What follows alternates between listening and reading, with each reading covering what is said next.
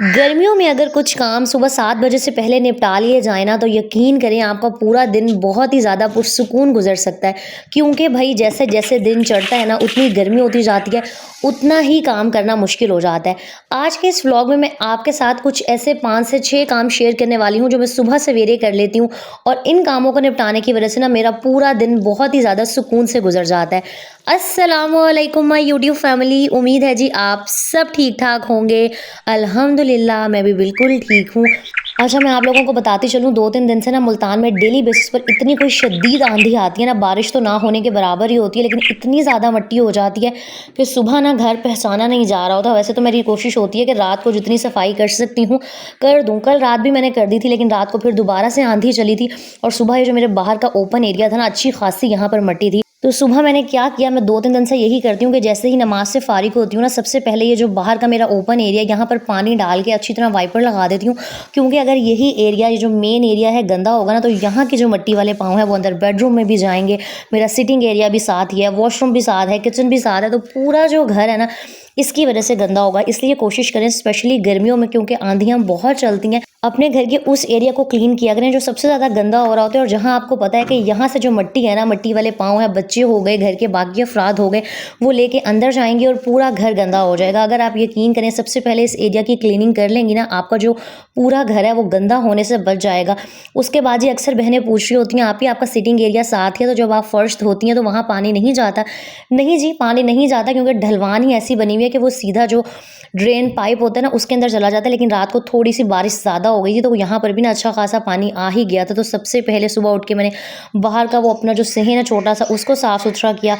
ये जो sitting area था इसके अंदर मैंने झाड़ू वगैरह लगा के मोप लगाया और उसके बाद हमारे घर की मेन एंट्रेंस भाई बहुत मैटर करती है, स्पेशली गर्मियों के मौसम में जब आंधियाँ बेतहाशा चल रही होती है ना। वैसे तो मेरी आदत है कि अगर आंधी वगैरह नहीं भी चल रही होती तो जो खिड़कियाँ, दरवाजे, गेट्स होते हैं मैं उनको साफ़ करती रहती हूँ। तो मेरा पोर्शन ना यहाँ से स्टार्ट होता है और चेक करें इस दरवाजे के ऊपर इतनी मट्टी हुई हुई थी। और मुझे लगता है कि जब कोई आपके घर आता है, वो एंटर करता है तो सबसे पहला इंप्रेशन और जो आपकी सलीका और सफाई है वो तो आपके घर का मेन दरवाज़ा देख कर ही नज़र आ जाएगी। और सुबह सुबह ये जो सारे काम होते हैं ना इस तरह के, जो मुश्किल लग रहे होते हैं जब धूप आ जाती है, क्योंकि जाहिर सी बात है गेट्स जो होते हैं, main gate mostly open areas में ही होते हैं। अब अगर धूप में खड़े होकर आप इनकी साफ़ सफाई करेंगी ना तो यकीन करें डबल थक जाएंगी और बस आपने कहना छोड़ो परे यार क्या ही करें। तो सुबह का टाइम सबसे बेहतरीन होता है इस तरह के काम काज करने के लिए। तो मैंने ये जो मेरा दरवाज़ा है ना इसको पहले सूखे कपड़े से साफ़ किया, फिर हल्के गीले कपड़े से साफ़ किया, क्योंकि ये मेरे पोर्शन की मेन एंट्रेंस है और मुझे होता है कि जब भी कोई आए ना तो बस उसको एक बिल्कुल साफ़ सुथरा सा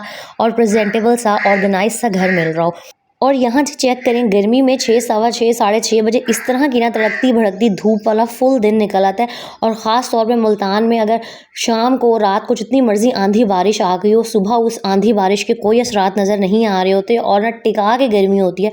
तो बस आज भी कुछ ऐसा ही था कि रात को बारिश भी आई थी, बहुत आंधी भी आई थी, लेकिन सुबह बहुत ज़्यादा गर्मी थी। मुझे कमेंट्स में बताइएगा कि आपके शहरों में भी आंधी बारिश वाला इस तरह का मौसम चल रहा है। खैर उसके बाद मैं किचन में आ जाती हूँ। सबसे पहले ना मैं यहाँ पर चाय पकने के लिए रख देती हूँ। और एक और काम जो आप लाजमी किया करें, गर्मी हो सर्दी हो, कि सुबह आप जो भी बर्तन इस्तेमाल करती हैं ना उनको एक दफ़ा पानी से वॉश ज़रूर कर लिया करें। बेशक हम रात को जितने मर्जी बर्तन धो के ढाँप के रख लें, हमें नहीं पता भाई रात को कोई छिपकली ऊपर चल सकती है, कोई कॉकरोचेस फिर जाती हैं। तो ये छोटी छोटी आदतें हैं भाई, इन सफाई की हैबिट्स का ज़रूर ख्याल रखा करें।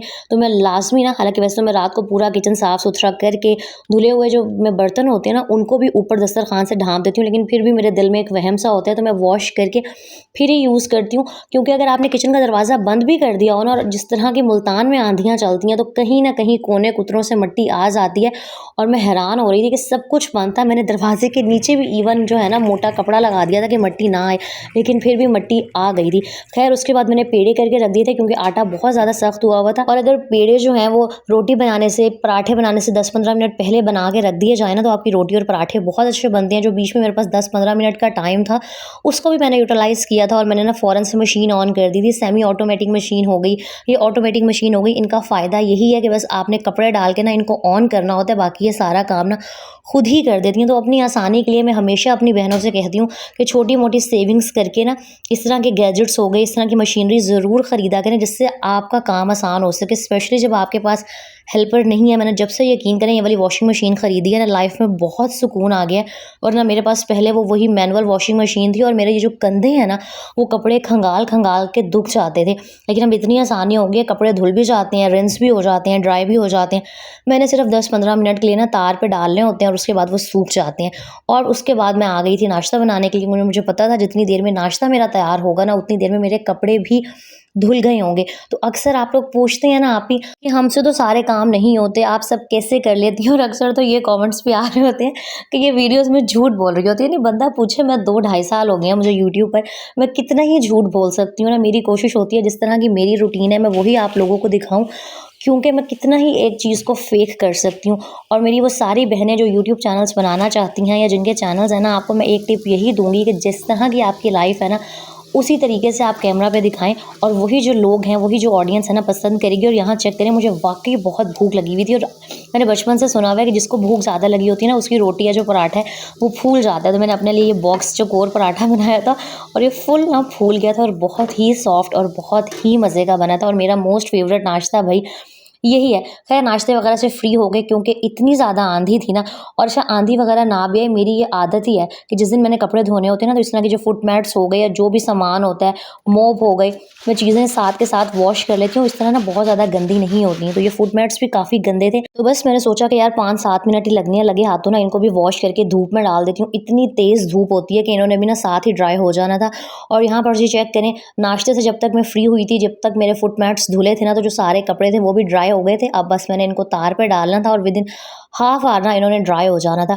और एक और बात, जिस चीज़ का, जिस काम का आपको पता होना कि वो 5 मिनट में, 2 मिनट में, 10 मिनट में हो जानी है, उसको साथ के साथ लाज़मी कर लिया करें। लेकिन हाँ, गर्मी बहुत ज़्यादा है, अपनी सेहत का ख़्याल सबसे पहले रखा करें। मैं कामों के बीच-बीच में ना कभी कोई शरबत बना के पी लेती हूँ, कभी लस्सी बना के पी लेती हूँ। अब तो वैसे मैं मीठा बहुत ही कम यूज़ करती हूँ, लेकिन फिर भी मेरी कोशिश होती है कि बॉडी हाइड्रेट रहे। गर्मियों में ना अक्सर थकावट तो हमें इसीलिए भी हो रही होती है कि हमने पानी जो है ना सही तरह नहीं पिया होता, हमने नाश्ता ठीक तरह नहीं किया होता। गर्मी में बहुत सारी बहनों को ये मसला भी होगा जी, सुबह-सुबह नाश्ता नहीं किया जाता। तो अगर आपसे हैवी नाश्ता नहीं किया जाता ना, 1 कप दूध का पी लिया करें, साथ में कोई फ्रूट ले लें, कोई बॉयल एग ले लें, कोई 2 से 4 बादाम ले लें। मतलब जब तक आपकी बॉडी एनर्जाइज्ड नहीं होगी, आप घर को, बच्चों को, हर चीज़ को किस तरह मैनेज करेंगे? नो डाउट मेरी भी आजकल तबीयत इसी तरह ऊपर-नीचे रहती है, कभी कुछ हो जाता है, कभी कुछ हो जाता है। लेकिन फिर भी मैं अपनी तरफ से पूरी कोशिश कर रही होती हूँ कि जितनी एक्टिव रह सकती हूँ रहूँ, क्योंकि मुझे पता है जब इंसान वो हो जाता है ना, हिम्मत हार जाता है कि बस हमसे नहीं हो रहा और हमने नहीं करना, तो फिर वो वाक़ई नहीं होता। इसलिए इस सिचुएशन में, प्रेगनेंसी में भी मेरी पूरी कोशिश यही है कि मैं जब तक एक्टिव रह सकती हूँ ना, रहूँ। और अच्छा, कोई ऐसी वो वाली बात नहीं है कि 7 बजे से पहले आपने इन सारे कामों को करना ही है। मैं सिर्फ़ आपको अपनी रूटीन बता रही हूँ और मुझे होता है कि शायद जो बातें मैं शेयर कर रही हूँ, उससे किसी न किसी का फ़ायदा हो जाए। अगर आपके हस्बैंड ने बहुत लेट जाना होता है, इतनी अर्ली मॉर्निंग आपसे नहीं उठा जाता, तो एटलीस्ट 8-9 बजे से पहले इन सारे कामों को निपटाने की कोशिश किया करें। बाकी मेरे ख़्याल से तो हर किसी के घर की जो रूटीन है वो अपनी होती है, लेकिन थोड़ी-सी गाइडलाइन अगर मिल जाए ना, तो इंसान को समझ में आ जाता है कि चीज़ों को किस तरह से लेकर चलना है। बाकी कल ना मुझे खिचड़ी बनानी थी क्योंकि मेरी अपनी तबीयत थोड़ी-सी ठीक नहीं थी और कुछ भी हैवी खाने को दिल नहीं कर रहा था। तो लास्ट टाइम मैंने एक दफ़ा खिचड़ी बनाई थी, तो बहुत सारी बहनें कह रही थी आप ही अपना मेथड शेयर कर दें। तो कोई बिल्कुल आसान सा है, मैंने ऑयल के अंदर ना थोड़ा-सा ज़ीरा डाला था, आधा प्याज़ बारीक कट करके डाल लिया था, इसको मैंने हल्का-सा फ्राई किया था।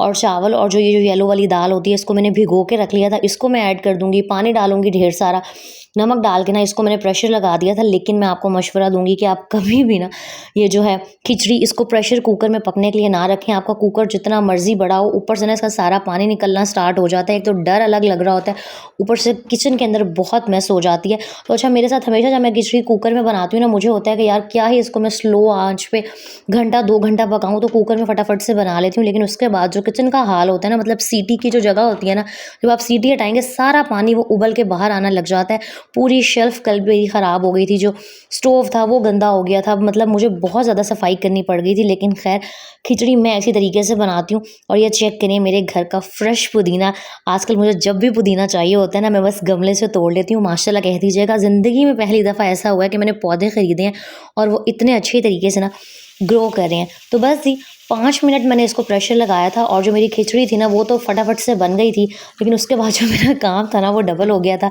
लेकिन फिर भी अच्छा यहाँ चेक करें, खिचड़ी तो मैंने बनाई थी लेकिन साथ में आमना और हस्बैंड के लिए ना मैंने आलू कीमा भी बनाया था। और गर्मी है, नो डाउट किचन में खड़ा होना बहुत मुश्किल है, लेकिन अल्लाह ताला एक तो हिम्मत दे देते हैं और दूसरा मेरे काम इसलिए भी जल्दी मैनेज हो जाते हैं क्योंकि मैंने सुबह उठ के ना काफ़ी सारे काम ऑलरेडी निपटाए हुए होते हैं। इसी वजह से ना बस हो जाता है सब कुछ। और अगर खिचड़ी के साथ पुदीने की चटनी ना हो ना भई तो मज़ा नहीं आता। तो बस यहाँ पर ना मैं ये जो छोटे वाला कूंडी डंडा है इसके अंदर पीस रही थी। मैं ग्राइंड भी कर लेती, लेकिन जो इस तरह पीस के चटनी बनाई जाती है ना उसका जो टेस्ट वाला है वो बहुत अच्छा आता है। और मुझसे ना कुछ बहनें पूछ रही थी, आप ही हमसे ना नमाज़ नहीं पढ़ी जाती, स्पेशली फ़जर की नहीं पढ़ी जाती, तो कुछ ऐसा बताएं कि ना हम नमाज़ पढ़ने लग जाएं। तो मैं बस आपसे इतना कहूँगी कि आप दुनिया जहान के काम कर लें, आप जितनी मर्ज़ी प्लान्स बना लें, लेकिन जब तक आप अल्लाह ताला को राज़ी नहीं कर रहे ना, आपका कोई प्लान कभी सक्सेसफुल नहीं हो सकता। अगर आपको लगता है कि आप बहुत ज़्यादा थक गई हैं, अगर आप नमाज़ पढ़ेंगी तो आपका टाइम वेस्ट हो जाएगा, तो बस एक बात याद रख लिया करें कि अल्लाह ताला वक्त का बादशाह है। जब आप नमाज़ पढ़ेंगी ना आपके काम ऑटोमेटिकली जल्दी होना स्टार्ट हो जाएंगे।